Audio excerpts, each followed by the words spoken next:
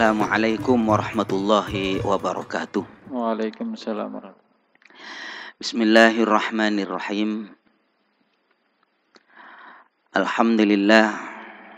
Alhamdulillahilladzi shalla 'alan nabiyil mustafa. Wassalatu wassalamu 'alan nabiyil aufa wa 'ala alihi wa ashabihi dzawil qurba. Qala rabbi shrah li sadri wa yassir li amri wahlul 'uqdatam min lisani yafqahu qawli.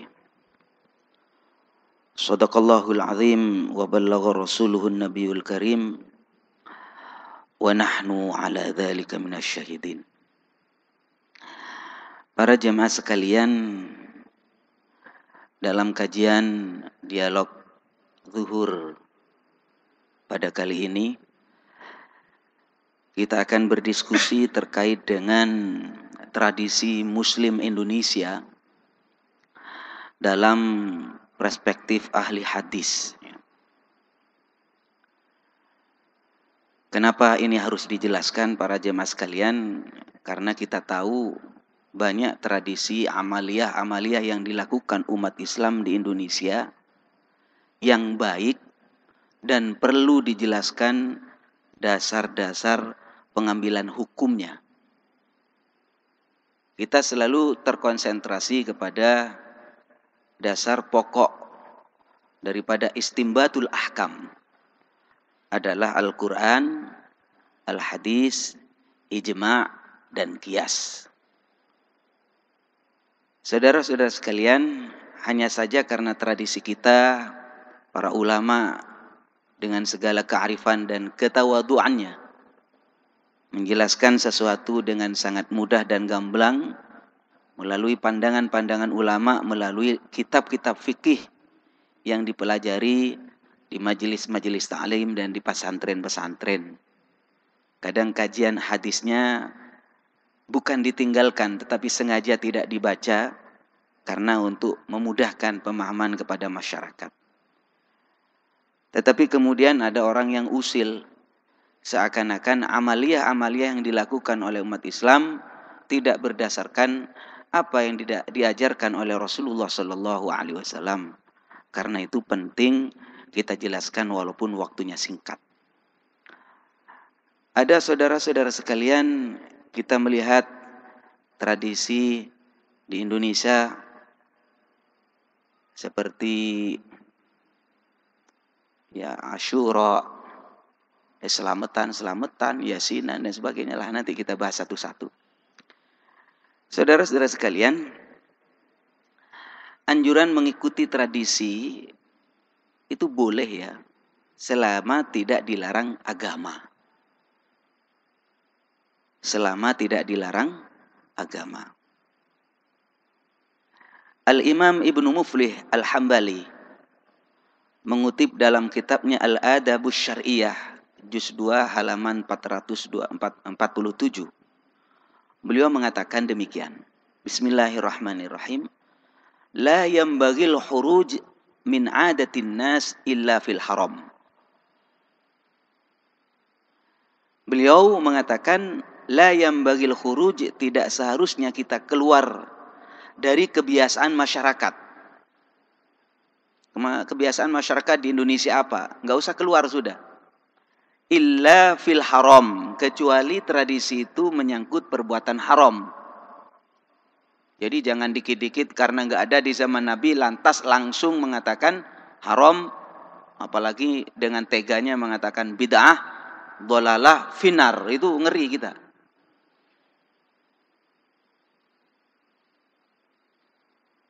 Fa inna Rasulullah sallallahu alaihi wasallam tarakal Ka'bah.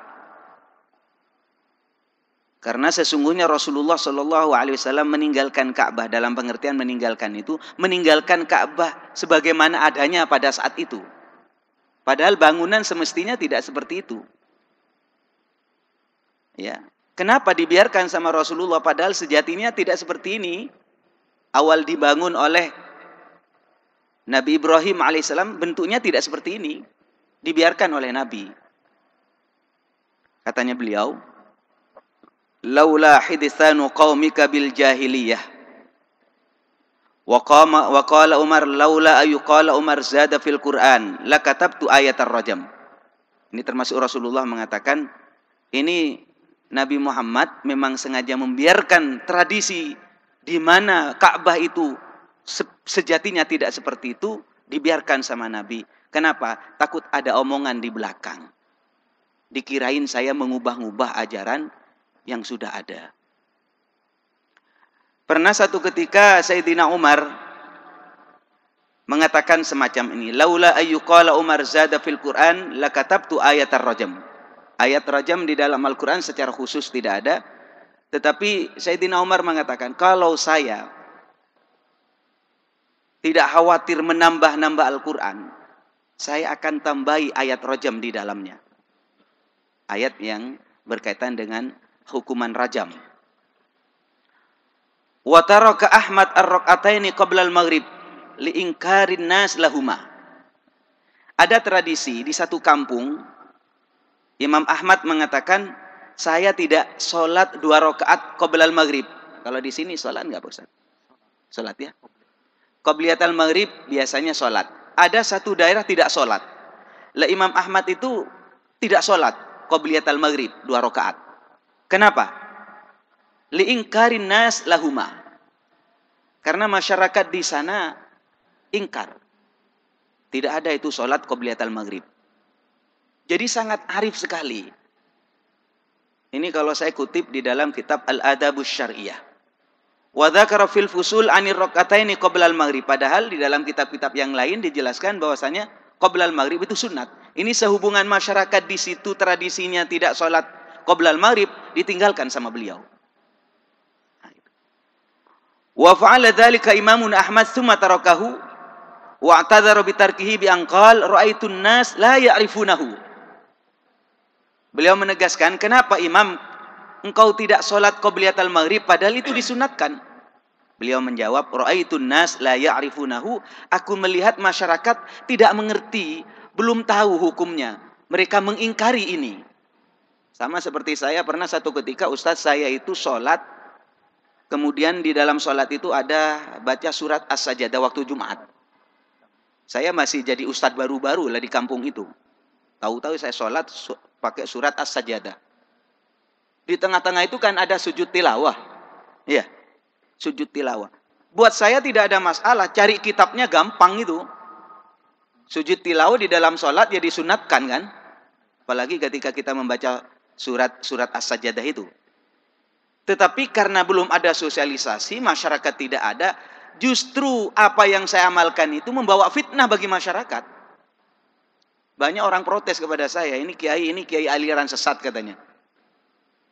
Kok setelah baca surat tahu-tahu nggak ruku, tahu-tahu sujud katanya.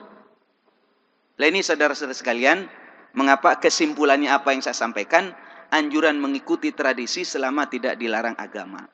Apa saja saudara-saudara sekalian tradisi yang kita temukan? Banyak. Dan barangkali nanti kalau saya jelaskan satu-satu hadisnya, ada tradisi kehamilan, ini selamatan kalau sudah 4 bulan, ada lagi kalau sudah 7 bulan. Ini isinya saya lihat apa ya isinya?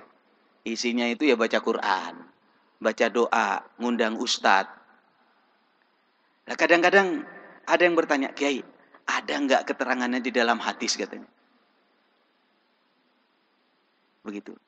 Ada nggak ya? Saudara-saudara sekalian, barangkali ya harus kita jelaskan. Karena ya hadisnya banyak, cuma kalau disebutkan satu-satu saja. Pada umumnya doa kepada anak cucu itu ya dianjurkan di dalam surat Al-Baqarah ayat 127, surat Ibrahim juga ayat 35 sampai 41. Saya bacakan sedikit. Wa idh yarfa'u Ibrahimul qawa'ida minal baiti wa Ismail rabbana taqabbal minna innaka antas sami'ul alim. Rabbana waj'alna muslimaini lak wa min dhurriyyatina ummatan muslimatan lak wa arina manasikana wa tub alaina innaka antat tawwabur rahim. Ini intinya dorongan kepada kita agar mendoakan kepada anak-anak cucu kita. Di dalam surat Al-Furqan ayat 74, surat Al-Ahqaf ayat 15, enggak usah dibacakan biar cepat. Bahkan di dalam kitab tafsir Al-Qur'anil Azim disebutkan Al-Hafidz Ibnu Katsir berkata, sebaiknya dalam berdoa kita doakan juga orang tua dan anak cucu kita. Jangan monopoli lah. Yang penting saya selamat. Orang tua sudah mati, anak belum tentu apa cari Allah ini. Jangan begitu. Katanya beliau waqala wajudumni wa bani an na'budal asnam. Jauhkan kami dan anak turun kami dari menyembah berhala. Saudara, baca ayat ini. Apa katanya? Yang bagi likulli da'in ayyad'u wa li nafsihi wa li walidayhi wa li dzurriyyatihi. Seharusnya kita didorong agar mendoakan ketika kita berdoa, doa untuk diri kita, doa untuk kedua orang tua kita, dan doa untuk anak-anak kita. Jadi jangan ditinggalkan itu. Anak-anak Allah maja'alna, terserah redaksinya mau pakai bahasa Indonesia, pakai bahasa Jawa, pakai bahasa Sunda, pakai bahasa Batak, silakanlah. Intinya jangan lupakan kalau kita berdoa untuk kita, untuk kedua orang tua kita, dan untuk anak-anak cucu kita. Saudara-saudara sekalian, bahkan Rasulullah SAW di dalam kitab Dalailun Nubuwah mendoakan janin para sahabat. Ya, saya nggak usah bacakan hadisnya. Kemudian ada sedekah. Kan sedekah yang diberikan. Itu bagaimana memberi sedekah pada waktu saat kehamilan. Justru diajarkan oleh Al-Imam Ahmad bin Hanbal. Ya. Beliau membagi-bagikan sedekah ketika istri beliau, istri Al-Imam Ahmad bin Hanbal hamil itu bersedekah. Lah kemudian menjadi tradisi di sini. Ya, tradisi itu kemudian namanya menjadi daerah ya. Mungkin 7 bulanan gitu kan Ustadz ya. Ya jangan salahkan, kalau istilah jangan dipersoalkan, lihat esensinya saja. Lihat esensinya, jangan sampai ini gelasnya itu halal tapi isinya bir. Benar nggak? Atau sebaliknya, jangan sampai kita tahu, loh ini kayaknya bungkusnya halal, isinya bir. Atau bungkusnya itu kayaknya itu haram tapi isinya halal. Nah ini hati-hati. Terus apa saja Pak Kiai terkait dengan tradisi-tradisi kita? Saya kira banyak. Saya sebutkan satu contoh ketika ada orang wafat dianterin dengan tahlil la ilaha illallah, la ilaha illallah, la ilaha illallah Muhammadur. Itu sudah jalan di sini dan sudah dikawal dengan dasar-dasar para ulama. Kemudian bahkan Ibnu Taimiyah menganjurkan talqin mayit setelah kubur. Tahu talqin Mbak ya? Mohon izin, ada yang tahu talqin? Di atas kubur biasanya setelah dikubur, kiainya, ustadznya biasa duduk di atas kuburan membaca talqin. Baca talqin itu intinya begini, idza ja'akal malakan al-muwakkalina bik wa huma munkarun wa nakir fala yubzi'ak wa la yuribak fa innahuma khalqun min khalqillahi ta'ala. Intinya pengajian terakhir untuk mayit gitulah. Nanti sebentar lagi, mayit, akan ada 2 malaikat datang kepada kamu, namanya Munkar dan Nakir. Fala yubzi'ak wa la yuribak, kamu jangan takut, jangan kaget, keduanya makhluk Allah Subhanahu wa taala. Fa idza sa'alak, apabila tanya kepada kamu 2 malaikat itu, man rabbuka wa man nabiyuka, tanya masalah itu, jawab jangan takut. Allahu Rabbi, Allah Tuhanku, Muhammad nabiku, itu talqin namanya. Pengajian terakhir. Gampangnya gitu, gampangnya. Lah itu diamalkan. Dan katanya Ibnu Taimiyah mengatakan itu dianjurkan. Saudara-saudara sekalian, banyaklah. Kalau saya mau bicarakan, silakan, saya ingin dialog. Kalau ada yang bisa ditanyakan, dan kalau bisa saya jawab, akan saya jawab. Kalau saya nggak bisa jawab, saya jujur akan mengatakan saya nggak bisa jawab. A'udzu minasyaitonir rajim. Bismillahirrahmanirrahim. Kuntum khairu ummatin ukhrijat lin-nasi ta'muruna bil ma'ruf. Ini Ustaz, Allah kan berfirman seperti itu kan, bahwasanya kamu adalah umat terbaik. Nah sekarang begini Ustaz, pertanyaannya, salahkah jika sebagai orang Islam misalkan kita merasa sebagai makhluk terbaik? Karena ketika Fir'aun, kan Ustaz tadi menyebut bahwasanya penyembahan berhala ya, itu bahwasanya ketika Fir'aun merasa orang yang terbaik di muka bumi, maka dia jatuh ke neraka jahanam. Nah, kalau ada ayat seperti itu, bagaimana saya misalkan selaku umat Islam menyikapi ayat tersebut? Terima kasih. Wassalamualaikum warahmatullahi wabarakatuh. Waalaikumsalam warahmatullahi wabarakatuh. Bismillahirrahmanirrahim. Assalamualaikum warahmatullahi wabarakatuh. Waalaikumsalam warahmatullahi wabarakatuh. Perkenalkan, nama saya Koirul. Saya dari Bontang, Kalimantan Timur. Jadi gini Pak Ustadz. Jadi mungkin banyak nggak tahu, di tempat saya di Bontang itu memang kotanya para pendatang, terletak di Kalimantan Timur. Di sana tidak ada suku asli. Nah, jadi rata-rata di sana itu banyak sekali bercampur suku-suku, semuanya jadi satu. Nah, tadi saya menarik pernyataan dari Pak Ustadz tadi yang masalah bid'ah. Jadi di sana Pak Ustadz memang banyak sekali kalau kita mengadakan yang namanya tradisi yang seperti dibilang tadi, mungkin mungkin salah satu contoh misalnya sholat gitu, kalau memang di atas mata kaki gitu, salah satu kampung lah di tempat kami kadang-kadang ditegur kalau misalnya itu ada bid'ah.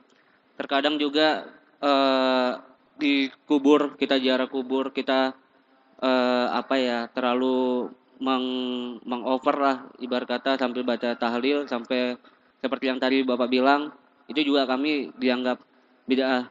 Terus juga banyak tradisi-tradisi terkadang menjadi pernyataan bid'ah itu. Contoh kayak mungkin ada suku di sini, ada suku Bugis ya, karena di tempat saya kebetulan suku Bugis. Di sana ada namanya, kita kalau menikah namanya mapaci kalau malam. Nah, itu kadang-kadang juga ada orang juga yang mengatakan itu bid'ah. Yang saya tangkap mungkin salah, mungkin saya yang salah pengertian atau gimana, tolong diluruskan. Apakah bid'ah itu adalah sesuatu yang tidak dilakukan Rasulullah SAW pada waktu itu. Terus pada waktu sekarang, pada zaman modern itu ditambah-tambahkan. Jadi gitu Pak Ustadz. Dan yang kedua, bagaimana cara kami menyingkapinya? Karena jujur serba salah menghadapi orang-orang seperti itu. Kita nggak usah nyebut. Intinya setiap kita mengeluarkan hadis dan sebagainya mungkin kita akan didebat. Nah, jadi menurut Pak Ustadz bagaimana kami menyingkapi hal seperti itu? Mungkin itu saja. Wassalamualaikum warahmatullahi wabarakatuh. Kuntum khaira ummatin, engkau adalah umat yang terbaik. Ukhrijat linnas, yang dikeluarkan di tengah-tengah manusia. Saudara-saudara sekalian, kalimat ini adalah bisyarah. Bisyarah itu kabar gembira kepada kita umat Nabi Muhammad sallallahu alaihi wasallam. Di mana tidak itu dalam bentuk cek kosong ya. Syaratnya Anda menjadi khairu ummah itu ta'muruna bil ma'ruf, mau amar ma'ruf, wa tanhauna 'anil munkar, kemudian nahi mungkar, wa tu'minuna billah, dan beriman kepada Allah. Bukan otomatis kita hidup di zaman ini kemudian otomatis menjadi khairu ummah. Pertanyaannya, apakah kita boleh berbangga-bangga dengan itu terhadap orang lain? Saudara-saudara sekalian, sekali lagi urusan pernyataan Allah itu adalah sebuah realitas, pujian terhadap umat Nabi Muhammad SAW. Sikap kita tentu tidak boleh sombong dengan itu. Sama dengan pernyataan innad dina indallahil Islam. Agama yang paling diterima oleh Allah adalah agama Islam. Kita tidak boleh sedikit pun sombong karena kita beragama Islam. Kenapa saya tidak mengatakan demikian? Karena tidak ada jaminan. Saya ulangi lagi, tidak ada jaminan hari ini Islam, besok lagi Islam, kemudian mati, kemudian membawa Islam. Islamnya sudah menjadi jaminan orang Islam adalah akan dimasukkan ke dalam surga. Persoalannya adalah apakah kita ada jaminan dimasukkan surga oleh Allah? Apakah kita ada jaminan kita ini Islamnya terus akan ada sampai akhir hayat? Jadi tidak bertentangan. Mas siapa tadi? Widodo. Mas Widodo. Ayat-ayat yang menyebutkan tentang keutamaan umat Nabi Muhammad bukan berarti kita harus sombong. Tapi kita hati-hati. Mari kita jaga. Jangan sampai kemudian titel itu, cap itu, merek itu lepas daripada kita. Karena kita tidak melakukan syarat-syaratnya. Ini kabar gembira. Dibanding dengan umat-umat yang terlebih dahulu. Lebih baik daripada umat Nabi Muhammad sallallahu alaihi wasallam. Bahkan ada cerita di dalam kitab Dzurratun Nasin itu, Nabi Musa itu sampai pingin menjadi umat Nabi Muhammad. Saking banyaknya keutamaan fadilah yang diberikan oleh Allah kepada Nabi Muhammad SAW. Di antaranya malam Lailatul Qadar diberikan pada umat Nabi Muhammad. Umurnya pendek-pendek tapi barokah. Ada bonus-bonus yang diberikan oleh Allah seperti bulan puasa Ramadan, setelah itu puasa 6 hari Syawal sama dengan puasa 1 tahun, kan gitu Ustaz. Kemudian ada lagi puasa di bulan Muharram, puasa di bulan Dzulhijjah, yakni Arafah, di mana kalau puasa itu akan diampuni dosanya dan sebelumnya dari dosa-dosa sebelumnya. Banyaklah fadilah-fadilah keutamaan daripada umat Nabi Muhammad. Tapi ini bukan berarti menjadi dasar kita untuk sombong kepada orang lain. Saya kira tetap ajaran para ulama dikatakan kun indallah khairan nas. Jadilah engkau menurut Allah orang yang terbaik. Bagaimana caranya? Ibadah bagaimana sekiranya sesuai dengan ajaran Allah, ajaran Rasulullah, ajaran para ulama. Mohon saya tambahin, ajaran para ulama. Karena kita tahu Allah, tahu Rasulullah ya lewat ulama. Jadilah engkau menurut Allah orang yang terbaik. Wa kun 'indan nafsi syarrun nas. Jadilah engkau menurut dirimu orang yang paling hina. Ini penting. Bagaimana kita ibadah yang banyak, tahajudnya yang rajin, puasanya yang rajin, sedekah yang banyak, kemudian pegang hatinya. Jangan sampai ada kesombongan. Setelah melakukan itu, tanamkan ke dalam hati, saya ini tidak ada apa-apanya. Katakan kepada orang lain itu yang lebih baik. Itu akhlak, Pak. Ini akhlak. Adapun syariatnya, buktikan bahwasanya kita ini yang terbaik dengan ibadah. Ini maksud daripada Al-Quran tadi. Jadi jangan dibenturkan. Seakan-akan, oh kalau begitu kita bisa mengatakan, saya lebih baik daripada Anda. Jangan, nanti jatuh kepada sikapnya iblis. Iblis bagaimana? Di hadapan Nabi Adam, sombong. Ana khairum, aku lebih baik daripada Nabi Adam. Jatuh kepada kesombongan. Jadi bagaimana untuk sikap ini? Tetap itu adalah pujian dari Allah kepada umat Nabi Muhammad sallallahu alaihi wasallam. Setelah dipuji, mari kita tawadhu, rendah hati. Jangan-jangan pujian itu tidak sampai kepada kita oleh sebab kita ini tidak memenuhi syarat masuk kepada pujian itu. Ini adalah ketawaduan kita. Dan insya Allah kalau kita rendah hati, rafa'ahullah, akan diangkat derajatnya oleh Allah Subhanahu wa taala. Jangan khawatir, Pak. Kalau Bapak hormat kepada orang lain, kepada guru, kepada orang tua, kepada orang lain, tidak akan turun derajat kita. Bahkan rafa'ahullah, akan diangkat derajatnya oleh Allah. Selanjutnya berkaitan dengan masalah tradisi-tradisi tadi. Saya ulangi lagi, tidak seluruh kullu bid'atin itu dhalalah. Rasulullah memang mengatakan kullu bid'atin dhalalah. Seluruh bid'ah itu dhalalah. Tetapi kalimat kullun di sini dibatasi.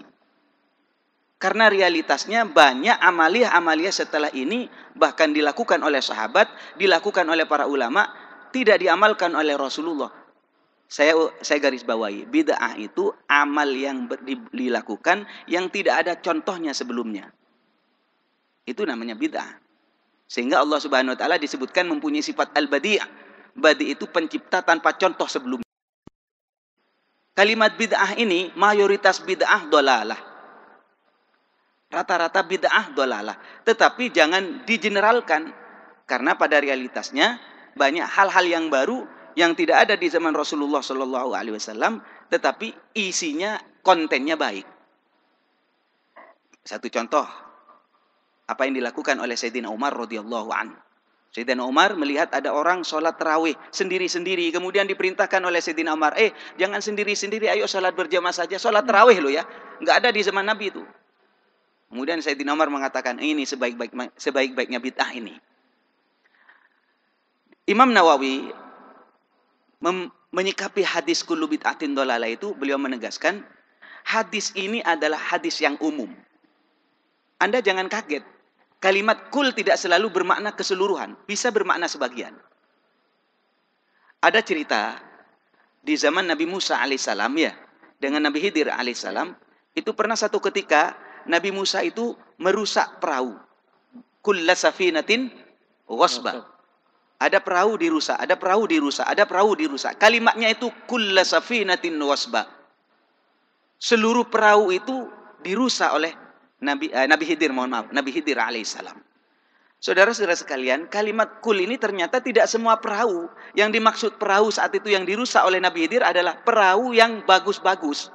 Kenapa dirusak? Karena kalau tidak dirusak akan diambil oleh raja sebelah sana, di mana raja itu butuh perahu yang bagus-bagus.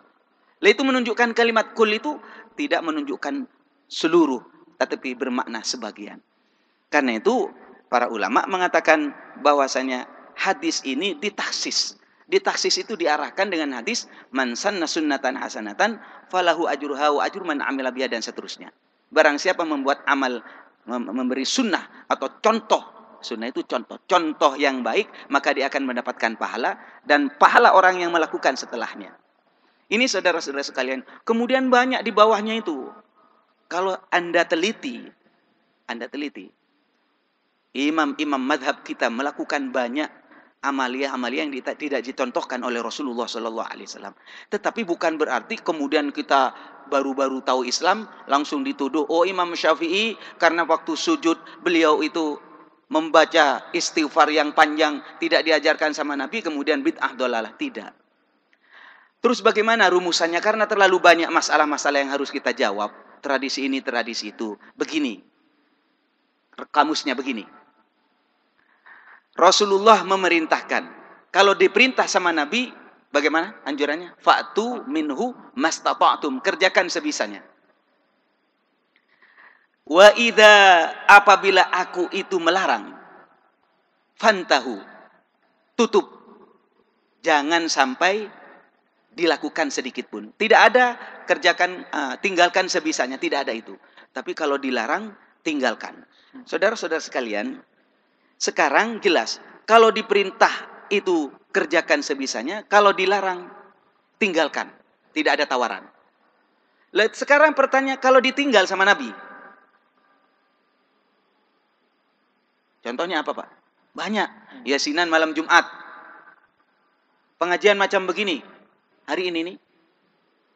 Emang ada di zaman Nabi Muhammad pengajian zuhur, dialog zuhur? Enggak ada. Bagaimana kita menjawab?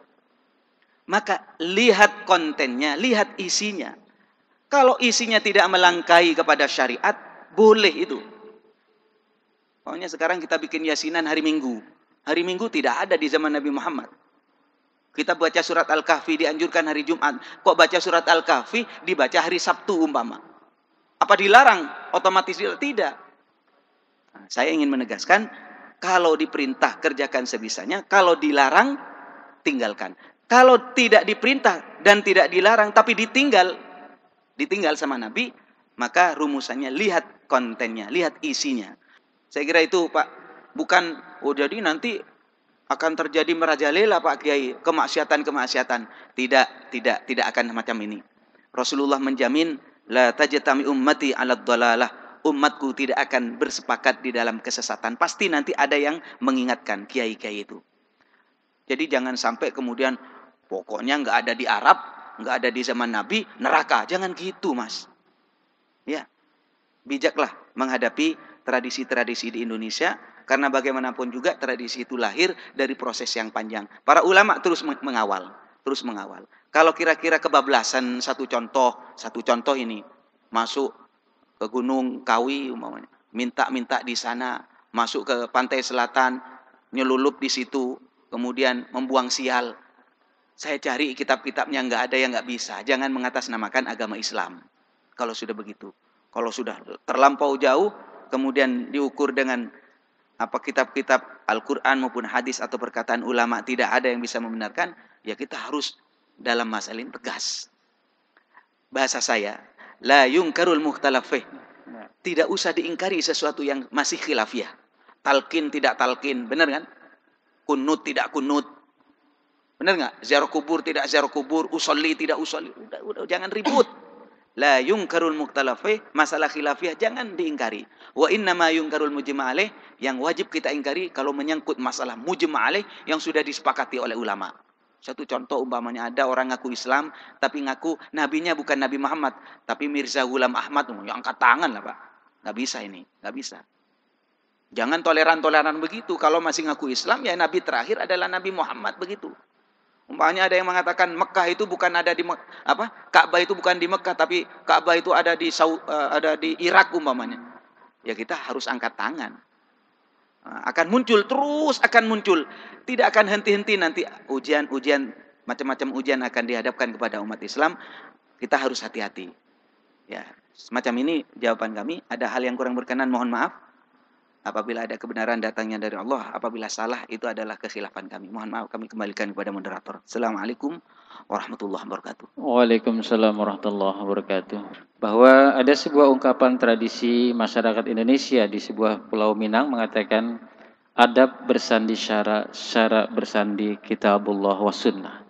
Selama itu tidak bertentangan dengan kitabullah dan sunnah Rasulullah, maka sesungguhnya adab dan tradisi itu bisa dilaksanakan. Tetapi kalau sudah bercampur dengan pertentangan kitabullah dan sunnatullah, maka dia harus dijauhkan. Itulah kebijakan seorang muslim dalam kehidupan yang dia jalani. Mudah-mudahan ini dapat memberikan pengetahuan bagi kita semua dari apa yang telah disampaikan oleh narasumber. Kurang lebihnya kami mohon maaf. Akhirul kalam. Wassalamualaikum warahmatullahi wabarakatuh.